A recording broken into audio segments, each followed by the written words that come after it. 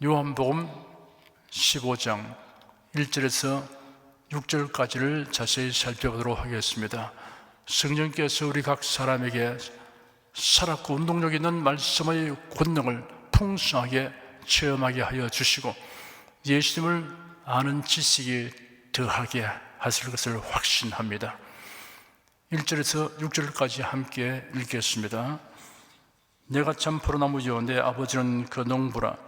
물은 내게 있어 과실을 맺지 아니하는 가지는 아버지께서 이를 제해버리시고 무릇 과실을 맺는 가지는 더 과실을 맺게 하려 하여 이를 깨끗게 하시느니라. 너희는 내가 일러준 말로 이미 깨끗하였으니 내 안에 거하라. 나도 너희 안에 거하리라. 가지가 포도나무에 붙을지 아니면 절로 과실을 맺을 수 없음 같이 너희도 내 안에 있지 않으면 그러하리라. 나는 포도나무요 너희는 가지니 저가 내 안에 내가 저 안에 있으면 이 사람은 과실을 많이 맺나니 나를 떠나서는 너희가 아무것도 할 수 없음이라. 사람이 내 안에 거하지 아니하면 가지처럼 밖에 버리어 말라지라니 사람들이 이것을 모아다가 불에 던져 살아느니라. 예수께서 나는 참 포도나무다 라고 말씀하셨습니다. 성경에서 포도나무 또는 포도원은 이스라엘을 비유하거나 상징하고 있습니다. 주전 160년대부터 약 80년간 팔레스타인의 유대 민족을 지도했던 마카베 시대에 사용된 화폐에는 이스라엘을 포도나무로 표현하였습니다. 이스라엘 사람들은 자신과 포도나무를 일치시켰습니다. 그런데 슬프게도 이스라엘은 하나님의 말씀을 거슬러 행하고 타락하여서 마땅히 맺어야 할 열매를 맺지 못하는 포도나무였습니다. 말하자면 돌포도나무에 불과하였습니다. 이스라엘뿐 아니라 세상 모든 사람이 다 그러합니다. 예수께서 나는 참 포도나무다 라고 말씀하신 이유가 여기에 있습니다. 예수님 외에는 누구도 참 포도나무일 수 없습니다. 예수님만이 참 포도나무이십니다. 그런데 놀랍게도 나는 참 포도나무요 너희는 가지니라고 말씀하셨습니다. 우리가 참 포도나무의 가지가 된 것은 신비로운 연합에 의한 것입니다. 모든 사람의 본성은 돌포도나무와 같아서 진리와 의가 없습니다. 돌포도나무는 오랜 세월이 지나도 그대로 돌포도나무입니다. 돌포도나무를 참포도나무 곁에 심어둔다고 하여 참포도나무가 되지 않습니다. 함께 동료며 두어도 마찬가지입니다. 전지를 잘하고 비료를 많이 주어도 여전히 돌포도나무입니다. 야생으로서 질이 낮은 돌배, 돌복숭아, 돌감, 돌감람나무 등을 애써 가꾼다고 해서 양질의 열매를 맺지 않습니다. 접붙임을 통하여 본질이 변화되어야 합니다. 돌포도나무가 참포도나무에 접붙임되어야 합니다. 접붙임에 관한 영적인 원리가 로마서 11장 17절 이하에 이렇게 기록되어 있습니다. 또한 가지 열매가 꺾여졌는데 돌감람나무인 네가 그들 중에 접붙임이 되어 창감람나무 뿌리의 진액을 함께 받는 자 되었은즉 그 가지들을 향하여 자긍하지 말라. 자긍할지라도 네가 뿌리를 보존하는 것이 아니요 뿌리가 너를 보존하는 것이니라. 그러면 네 말이 가지들이 꺾이는 것은 나로 접붙임을 받게 하려 함이라 하리니 옳도다. 저희는 믿지 아니함으로 꺾이고 너는 믿음으로 섰느니라. 높은 마음을 품지 말고 도리어 두려워하라. 하나님 원 가지들도 아끼지 아니하셨은즉 너도 아끼지 아니하시리라. 그러므로 하나님의 인자와 의미를 보라.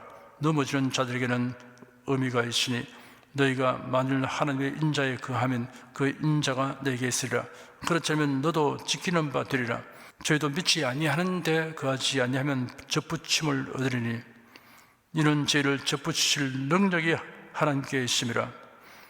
네가 원 돌감나무에서 지킴을 받고 본성을 거스려 좋은 감람나무에 접붙임을 얻었은즉 원 가진 이 사람들이야 얼마나 더 자기 감람나무에 접붙이심을 얻으랴. 자연계에서의 접붙임은 돌감람나무 대목에 창감람나무의 가지나 순을 접붙입니다. 그리하면 돌감람나무가 참감람나무로 자라고 좋은 열매를 맺는 변화가 생겨나게 됩니다. 그런데 로마서 11장의 감람나무 비유에서는 접붙임의 원리가 자연계의 접붙임과 반대로 기록되어 있습니다.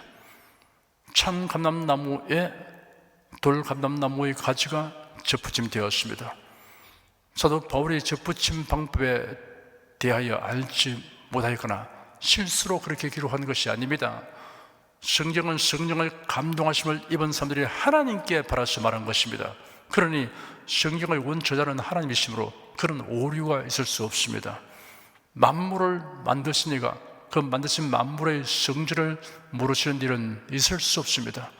접붙이면 자연 법칙을 만드신 이가 하나님이십니다. 죄인이 예수님에 의하여 의인이 되는 일은 자연적인 사건이 아니라 초자연적인 사건입니다. 그러므로 자연의 접붙임과는 다른 방식의 접붙임이 되는 것이 당연합니다. 접붙임을 하려면 대목이나 가지가 모두 잘려지고 상처가 나야 합니다. 그리고 대목의 잘려진 곳에 잘려진 가지가 접합되어야 합니다. 이런 사실은 매우 은혜로운 의미를 내포하고 있습니다. 우리가 예수님에게 접붙임되기 위해서는 두 가지 요건이 구비되어야 합니다. 예수께서 매맞고 못 박히셔서 찢기고 상처투성이가 되셔야 했습니다. 그리고 예수님에게 나오는 사람은 자아가 깨어지고 상한 심령이 되어야 합니다. 종교인이 되기 위한 목적으로 여러 종교 중에 기독교를 선택하여 교회 다니는 사람은 예수님에게 접붙임된 사람이 아닙니다. 기독교 가정에서 태어나고 자랑 까닭에 습관적으로 교회 다니는 것 외에는 다른 이유가 없는 사람은 예수님에게 접붙임된 사람이 아닙니다. 교회에서의 행사나 봉사 활동이 좋아서 사람들을 만나 교제하기 위해서 혹은 자신의 일신상의 이익을 위한 목적으로 교회 다니는 사람은 예수님에게 접붙임이 된 사람이 아닙니다. 자신의 죄로 인하여 고통하는 사람, 삶과 죽음의 참된 이유와 의미를 알지 못하여 고통하는 사람, 생계나 인간관계에서 난관에 처하여 고통하는 사람, 건강의 위기를 만난 사람이 예수님께로 와야 합니다. 낭패와 실망 당한 뒤에 예수께로 나옵니다. 십자가 은혜 받으려고 주께로 옵니다. 교만한 마음을 내버리고 예수께로 나옵니다. 복되신 말씀 따르려고 주께로 옵니다. 죽음의 길을 벗어나서 예수께로 나옵니다. 영원한 집을 바라보고 주께로 옵니다. 죄인을 구원하시려고 찢기고 상처 입고 못 박혀 보배로운 피를 흘리신 예수님에게로 와서 신령한 접붙임이 되어야 합니다. 그래야 예수님의 생명이 자신에게 들어와서 신비적 연합이 이루어져 참포로나무이신 예수님과 불가분의 관계가 되어야 합니다. 예수님과의 연합 상태를 내 안에 거하라, 나도 너희 안에 거하리라는 말씀으로 설명하고 있습니다. 우리가 예수님 안에 거하고 예수님이 우리 안에 거하시는 신비적 연합이 이루어지는 구체적인 방법은 예수 그리스도를 자신의 구주로 믿고 영접하는 것입니다. 예수 그리스도를 믿는다는 것은 성경에 계시된 말씀대로의 예수 그리스도를 믿는 것을 의미합니다. 예수를 역사적 인물로서 흠모하고 존경하는 것과 그의 교훈에 대한 지식을 가지는 것으로는 참포로나무의 가지가 될 수 없습니다. 많은 사람들이 기독교에 대하여 심한 편견을 가지고 있습니다. 예수님을 역사상 출중한 자성가, 도덕군자, 종교적 위인, 위대한 선생, 자신의 사상과 신념을 위해 목숨을 버린 순교자, 혁명가 등으로 알고 있습니다. 그래야 예수님을 존경하고 흠모하여 그의 교훈을 도덕적이고 윤리적인 기범으로 삼고 정신적 수양을 도모하며 안위를 얻기를 힘쓰는 사람을 크리스천으로 여깁니다. 이런 그리스도인에 관한 매우 비상적인 일면에 지나지 않습니다. 이러한 잘못된 생각을 버리지 않는 이상 그가 아무리 교회에 열심히 출석하고 성경을 읽고 찬송을 부르고 교인의 의무를 다한다고 해도 심령으로는 예수님과 아무런 관련이 없습니다. 예수님의 제자들은 부름받은 날부터 열심히 예수님을 따라 다녔습니다. 그들은 예수님의 가르침을 즐겁게 들었습니다. 예수께서 행하신 기사와 이적에 매료되고 감탄했습니다. 병든 자들을 고치시고 풍랑을 잠잠케 하시며 죽은 자를 살리시는 예수님을 보면서 그들은 예수의 제자인 것이 대단히 자랑스러웠습니다. 그래야 그들의 생업을 뒷전으로 하고 예수님이 가시는 곳이면 어디든지 따라 다녔습니다. 그들은 예수는 메시아이시다라고 믿었습니다. 그런데 메시아에 관하여 유대인들이 가지고 있는 고질적인 통념은 벗어버리지 않았습니다. 그들의 메시아에 대한 관념은 완전히 아전인수격이었습니다. 성경에 예언된 대로가 아니었습니다. 성경은 인간의 죄를 대속하시고 고난받으시는 메시아에 대하여 예언하였습니다. 그러나 유대인들은 다윗 시대의 영광을 회복하는 정치적인 지도자로서의 메시아를 원하고 있었습니다. 그렇기 때문에 메시아에 대한 성경의 예언 중에 고난받으시는 모습을 매우 사실적으로 묘사해 놓은 이사야 53장을 이런 것을 꺼리하고 기피했습니다. 예수님의 제자들도 모두 이런 관념을 가지고 예수님의 말씀과 행하신 일들을 이해하고 해석하였습니다. 그러다 보니 예수께서 예루살렘을 향해 가시면서 곧 직면하게 될 고난과 십자가에서의 죽음이 어떻게 진전될 것인가를 소상하게 예고하시는 말씀을 하셨는데도 제자들은 예수님이 왕이 되면 누가 더 높은 자리를 차지할 것인가에 관심을 쏟고 경쟁하는 추태를 연출하였습니다. 베드로는 예수님을 만류하려고 나섰다가 책망하기까지 하였습니다. 심지어 가룟 유다는 예수님에 대하여 자신이 바란 기대가 무산된다고 판단하여 예수를 팔아 넘기는 일을 감행하였습니다. 다른 제자들은 예수님이 체포되는 현장에서 그러마 나 살리라 하고 다 도망갔습니다. 베드로는 예수님이 신문받았던 현장으로 멀찌감치 뒤돌아갔지만 자기 신분이 노출되는 상황에 직면하게 되자 자신은 예수님을 알지 못한다고 사람들 앞에서 3번이나 부인했습니다. 가룟 유다는 끝까지 제 갈 길로 갔으나 다른 자들은 부활하신 예수님을 배웠고 완전히 변화되었습니다. 성경의 예언과 예수의 말씀을 자신들이 가진 선입관념과 기대의 틀 속에서 해석하고 판단하던 태도를 완전히 내버렸습니다. 예수님에 대하여 성경 말씀에 어긋난 선입관을 가지고 있는 사람은 마치 색안경이나 심하게 굴절된 안경을 쓴 것과 다름없습니다. 도리어 성경대로 믿고 가르치는 사람을 원칙주의자, 극보수주의자라고 판단해버립니다. 이런 그릇된 선입관념과 아집이 산산조각 나야 합니다. 성경 말씀에 못 미치거나 말씀을 지나쳐가는 인간의 모든 이론이 철저히 파쇄되어야 합니다. 성경학자이며 엄격한 율법주의자로서 바리새인 중의 바리새인이었던 바울도 메시아에 대한 그릇된 선입관념으로 인해 교회를 박해하는 일에 앞장섰습니다. 바울은 외국성에 있는 유대인 기독교인들을 붙잡아 예루살렘으로 압송하여 형벌받게 하려고 그 임무를 부여받은 사람들을 인수하여 다메섹을 향하여 갔습니다. 다메섹에 가까이 갔을 때 갑자기 정오의 태양보다 더 밝은 빛이 이름을 둘러 비추었습니다. 그 빛이 얼마나 강렬했던지 모두 땅에 엎드려졌습니다. 그 빛으로 인하여 바울은 사흘 동안 시력을 상실하였습니다. 아마 강력한 빗줄기가 바울에게 집중됐던 것 같습니다. 그때 하늘로부터 장엄한 음성이 들려왔습니다. 예수 그리스도께서 바울에게 교회를 박해한 행위를 지적하셨으며 앞으로 해야 할 일을 말씀하셨습니다. 바울은 그 자리에서 회심하였습니다. 그가 가졌던 그릇된 선입관과 교만과 모든 이론이 완전히 박살났습니다. 그래야 순교하는 날까지 이방인을 위한 복음 전도자로서 혼신의 힘을 다하여 헌신하였습니다. 예수님과의 신비적 연합은 예수를 믿고 영접하는 길 외에는 없습니다.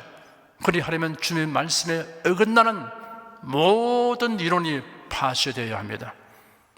주님 앞에 손들고 나와야 합니다. 그리하면 놀랍고 신비한 변화를 체험하게 됩니다. 의롭게 되고 하나님의 자녀로 태어나며 영생을 얻게 됩니다.